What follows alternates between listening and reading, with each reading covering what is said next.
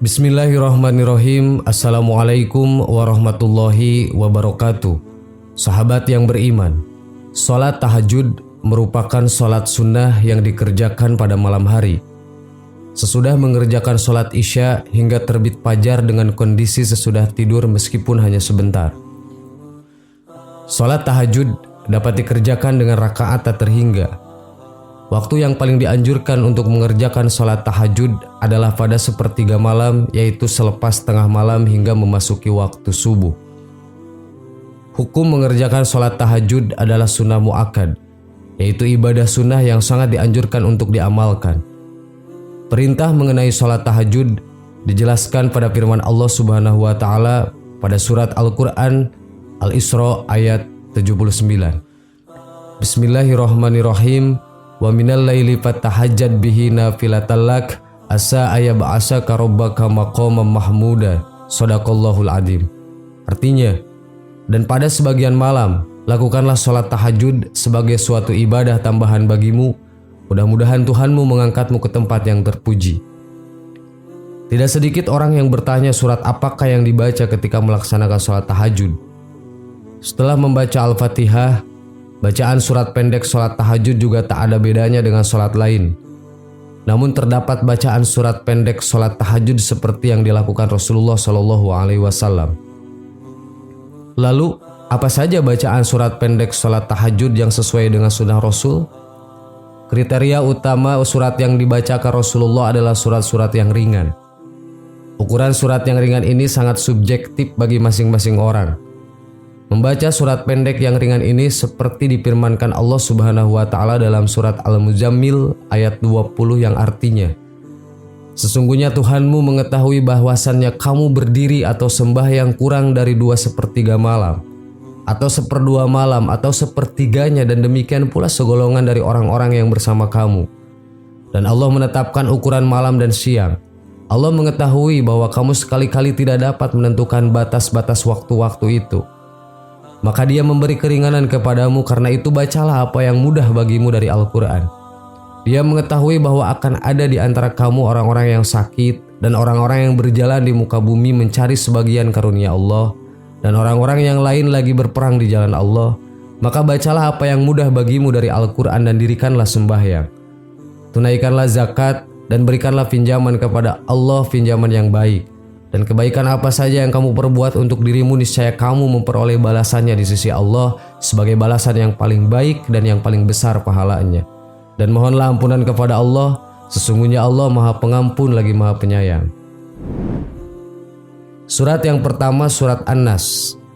Katakanlah, aku berlindung kepada Tuhanmu manusia raja, manusia sembahan manusia, dari kejahatan bisikan syaitan yang bersembunyi, yang membisikkan kejahatan ke dalam dada manusia, dari golongan jin dan manusia.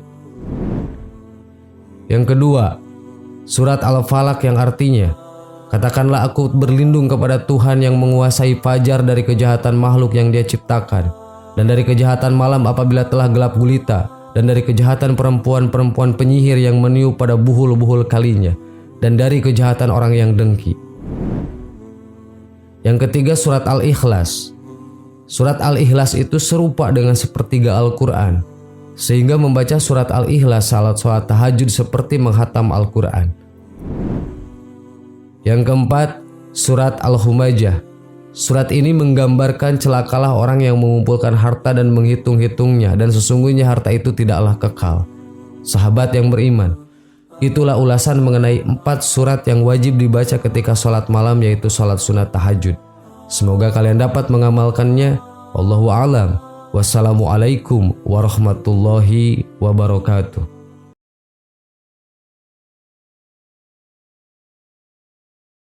Bismillahirrahmanirrahim. Assalamualaikum warahmatullahi wabarakatuh.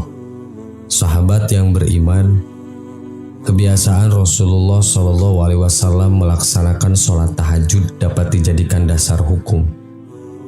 Bahwa sholat tahajud adalah sunnah yang dikerjakan setelah tidur beberapa saat di malam hari, kemudian bangun saat pertengahan malam hari.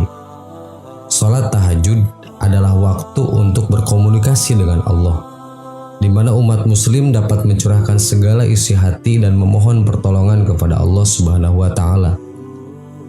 Kedekatan antara Allah dan orang yang sholat tahajud niscaya dapat membuat hati dan pikiran menjadi lebih tenang dalam menghadapi kehidupan yang dinamis ini. Sebagaimana yang dijanjikan Allah, para mujtahidin akan mendapatkan derajat yang mulia di sisinya.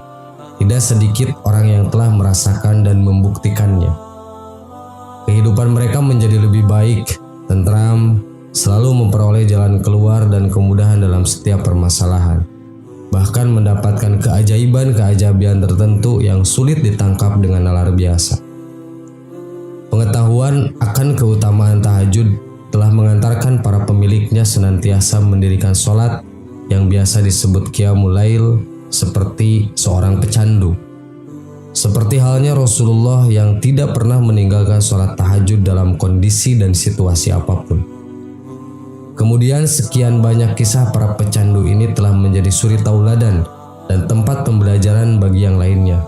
Bahkan sebagian dari kita telah berkonsultasi kepada pencandu tahajud karena didera masalah berat. Lalu solusi yang diberikan ternyata hanya dengan mendirikan sholat tahajud ini. Setelah itu apa yang terjadi? Tahajud telah menjadi pil ajaib yang menyembuhkan berbagai penyakit. Masalah kehidupan yang mereka alami berangsur pulih dan mendapatkan kemudahan dalam setiap permasalahan. Kesombongan terhadap Allah kini mulai mencair. Mereka lebih meyakini secara hak atas syariat dan janji Allah Subhanahu wa Ta'ala. Ada kisah dari seorang syekh yang ingin melakukan perjalanan dari Kairo untuk kembali ke Arab. Sebelum melakukan perjalanan tersebut, ia ingin mampir ke salah satu masjid di Kairo tempat ia melakukan ceramah di hari sebelumnya.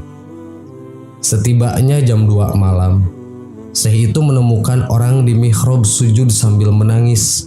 Dia merengek kepada Allah dalam sujudnya. Sampai syekh itu berkata, "Ya Allah, kabulkanlah permintaan orang ini," walaupun dia belum mengetahui apa yang diminta oleh orang tersebut. Selesai dia sholat, syekh itu mendekatinya dan berkata, "Masya Allah, doa apa ini? Luar biasa. Doa yang diikuti tangisan di sepertiga malam menjelang subuh. Allah turun ke langit bumi dan mengabulkannya."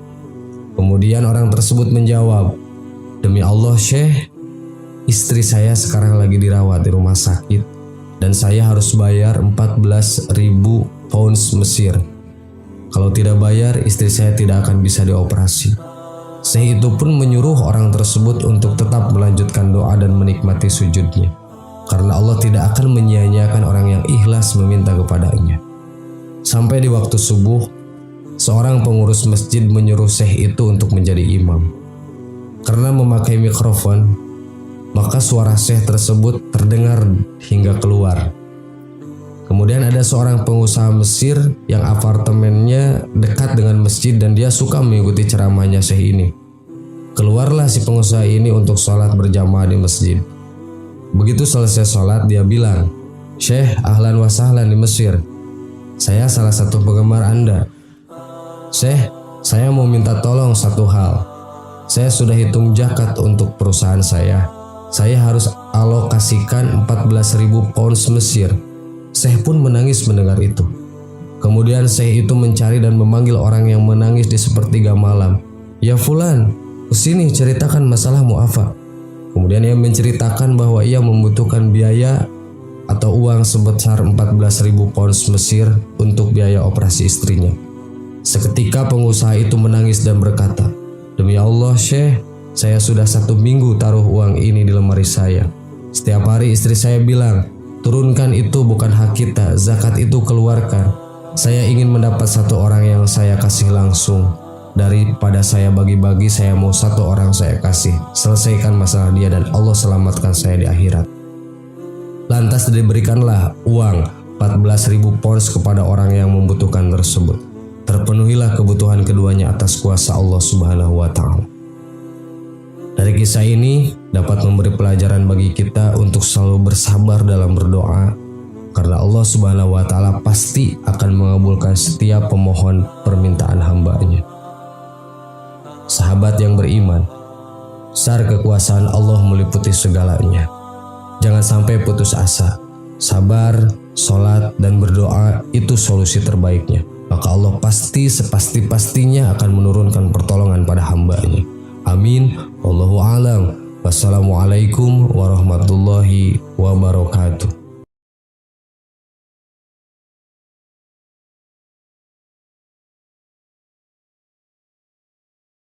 Subhanallah walhamdulillah wala ilaha illallah wallahu akbar. Subhanallah